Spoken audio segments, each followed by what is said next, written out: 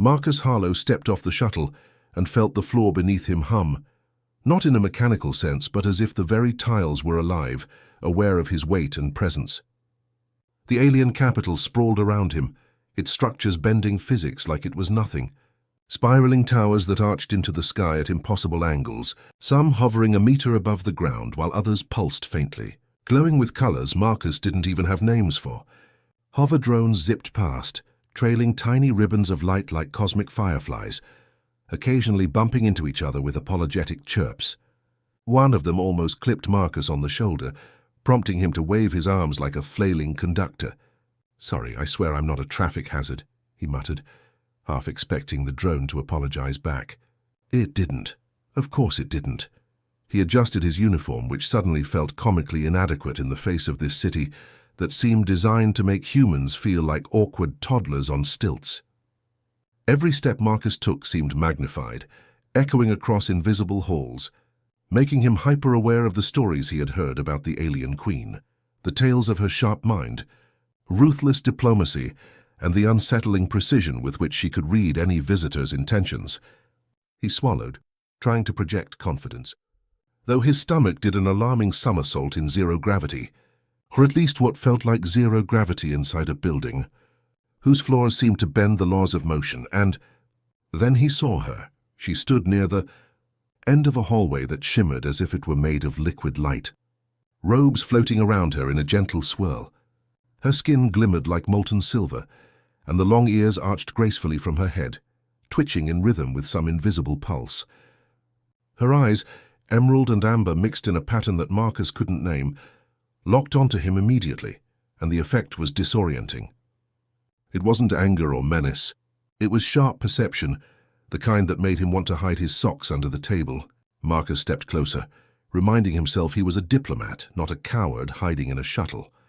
Yet every instinct in his body screamed to stop, retreat, and maybe pretend he had dropped his communicator in a conveniently timed accidental stumble. A small hover orb, seemingly a decorative companion, zipped between them, and Marcus jumped back. "I'm fine, just practicing my evasive maneuvers," he said, hoping the queen didn't notice his trembling. She tilted her head, the long ears flicking like a cat listening to jazz. Her lips curved into the faintest smirk, which only made him more nervous, because it was impossible to tell if that smirk meant amusement or the imminent end of his career. Then she spoke, her voice smooth but commanding, carrying in the hall without the need for amplification. "Why do you avoid me, human?" Marcus froze. His mouth opened, closed, and then opened again, like a goldfish trying to negotiate a truce. Well, protocols, safety, galactic customs." He trailed off, realizing he sounded more like a nervous kid trying to explain why he had eaten the alien queen's favorite floating fruit. She raised an eyebrow, long ears twitching, and Marcus imagined, no, dared to hope, that she might actually be laughing internally at his flailing attempt to sound composed. He took a deep breath, cleared his throat, and added a weak, "Also, your hover orbs are intimidating." That earned a small laugh, a sound melodic and unexpectedly human in cadence, vibrating faintly through the corridor. Marcus felt his tension ease slightly. The queen's gaze softened, though it still had the unmistakable edge of someone who could dismantle his excuses, and possibly his ship, if she wanted. Marcus realized then that he wasn't just facing an alien monarch. He was in a duel of patience, wit, and human awkwardness, where the stakes were high, but maybe, just maybe, humor could be his secret weapon. He straightened, squared his shoulders, and muttered, "I suppose it's difficult not to be wary when someone can read your every thought through their eyes alone." The queen's ears twitched again, and her smirk widened. "Perhaps. Or perhaps you simply need to admit you're intrigued." Marcus blinked, nearly dropping his datapad. "Intrigued? Me? Surely you jest." "Not at all," she said. And just like that, Marcus realized that this meeting, which had begun with nerves and protocol, might end somewhere far more unexpected and far more human. Marcus felt the air thicken around him, not in a threatening way, but in that peculiar, almost absurd sense of being in a room where reality itself seemed to hold its breath.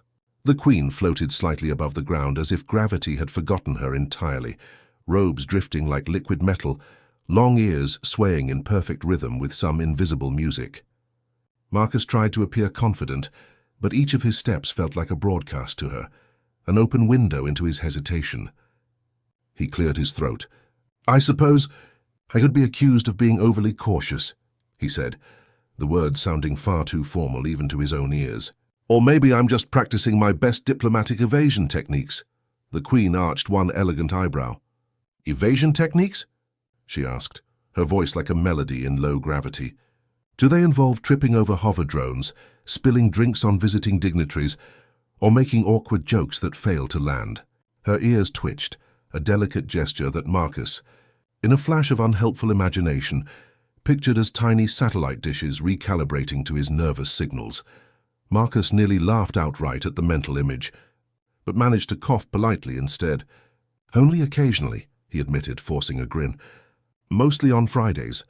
She seemed to consider this, then tilted her head, eyes narrowing in a way that made him feel simultaneously scrutinized and, oddly, entertained. "You are refreshingly candid, human," she said. "Most visitors hide behind words like armor. Yet you stumble over honesty like a child on stilts."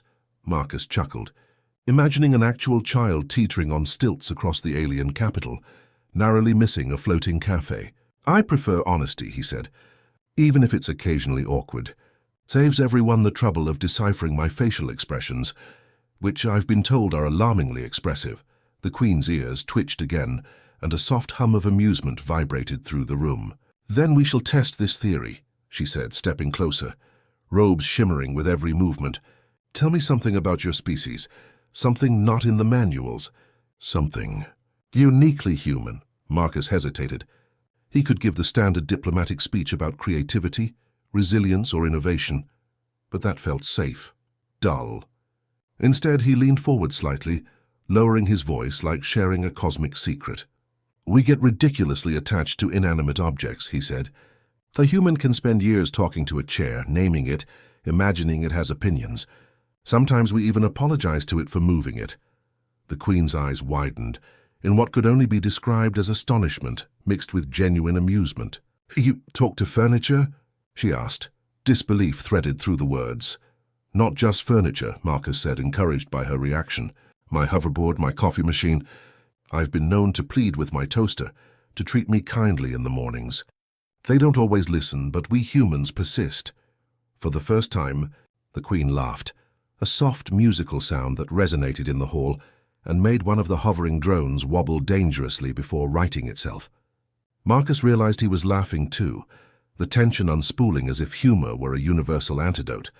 "Perhaps that explains a lot about interstellar negotiations," she said, still smiling. "The patience of your kind is remarkable."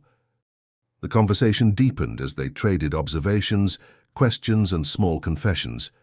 She asked about his childhood, favorite foods, even his embarrassing moments, and Marcus responded with equal candor, occasionally inserting a joke to keep the mood light.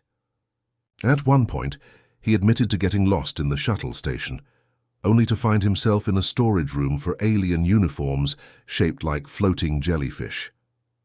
She laughed until the soft glow around her pulsed more brightly, and Marcus swore the entire hall seemed to lean closer to listen. By the time they paused, Marcus noticed something remarkable. The Queen's eyes, while still sharp, had softened, and her long ears twitched less like radar and more like a cat settling into warmth. She leaned slightly toward him, voice low but not threatening. "Your honesty, it is invigorating," she said. "Few humans dare speak without veils." Marcus swallowed, suddenly aware of the absurd thrill that coursed through him. He had crossed the invisible barrier of caution and protocol, using nothing but his awkward humor and sincerity. And in response, the most powerful being in the galaxy had laughed, teased and acknowledged him, not as a mere diplomat, but as a person. The Queen's gaze lingered, a mixture of curiosity, admiration, and a subtle challenge. Marcus realized, with a shiver of both fear and excitement, that the next step in this encounter would demand even more honesty, and perhaps reveal sides of her that few in the galaxy had ever glimpsed. Marcus felt the corridor around him pulse softly, not with mechanical rhythm, but with a presence that seemed to breathe along with the Queen. She had floated beside him for what felt like hours, asking questions that veered between diplomatic protocol and absurdly personal curiosity. Marcus had answered each one honestly, occasionally lacing in a joke about human flaws or the embarrassing tendency to get lost even in one's own home. He had discovered that honesty, mixed with a dash of humor, could disarm even the most formidable alien monarch, and now, walking alongside her, he realized he had begun to trust the rhythm of her unpredictability. "You know," she said, long ears flicking as if adjusting to an invisible antenna, "you humans are remarkable creatures. Frustrating, emotional, easily startled, but endlessly intriguing. You admit fears, mistakes, and attachments, and somehow that honesty carries more weight than any political maneuver." Marcus tried not to grin, though the corners of his mouth betrayed him. "We're basically glorified emotional landmines," he said. "One wrong step and boom, diplomatic incident." Her laugh, soft and melodic, echoed faintly in the hall, making a passing hover drone wobble sideways before regaining stability. "I'll admit," she said, "I expected stiff replies, evasions, endless formalities. Instead, you've been amusing and truthful. A rare combination." Marcus nodded, feeling a warmth spread through his chest, a mix of relief and something more profound. "I suppose I learned from you, too. Most of my life I've been taught to hide doubt and hesitation, to present a composed front no matter the chaos inside. But with you I realized that sincerity can be a kind of strength, and maybe humor is a weapon in itself." The Queen's eyes softened, and for a moment Marcus could see vulnerability lurking behind her poised exterior. "Few understand that," she said. "I expected evasions, lies, the standard human charm. Instead, you've been human." She inclined her head, a gesture that conveyed respect, curiosity, and something that nearly resembled admiration. They paused at the edge of a balcony that overlooked the city. The towers shimmered, the hover drones blinked in rhythmic patterns, and distant lights danced across the skyline like scattered stars. Marcus couldn't help but joke, "It's impressive, but your city looks like a disco for the entire galaxy." She twitched her ears, a soundless chuckle vibrating through the balcony. "I'll take that as a compliment," she said. "You have a peculiar way of easing tension. It suits you." "More than you might realize." Marcus glanced at her, realizing that the towering silver-skinned, long-eared monarch was no longer a figure of fear, but of complexity, of depth, of unpredictably human-like curiosity. He had gone from avoiding her gaze to engaging in genuine dialogue, from hiding behind protocol to daring honesty. He had learned that connection was possible, even across species, across galactic empires, when one combined truth, courage, and, surprisingly, humor. "Will our talks be remembered in the history logs?" he asked lightly, half joking, half serious. "They will," she said. "Not for treaties or political victories, but for this exchange. A human willing to speak sincerely, without armor, without pretense. That is rarer than most stars in the quadrant." Marcus laughed softly. "Then I suppose my career as a diplomat is safe, at least for now." Her ears twitched, a gesture that seemed almost playful. "Safe, yes, but perhaps more importantly memorable. And that is worth more than any safe record." As he prepared to leave, Marcus felt a shift within himself. The fear and rigidity that had marked his every step at the beginning of this mission had melted into confidence, tempered with humility.